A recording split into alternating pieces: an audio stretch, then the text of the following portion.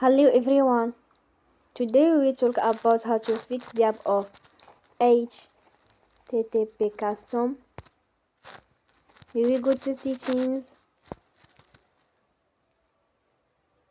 Then we click on apps.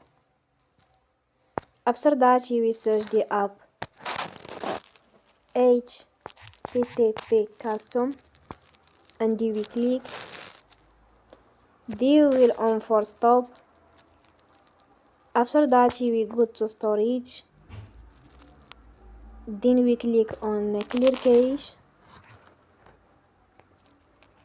In the end, turn off your phone and you will recharge your phone again.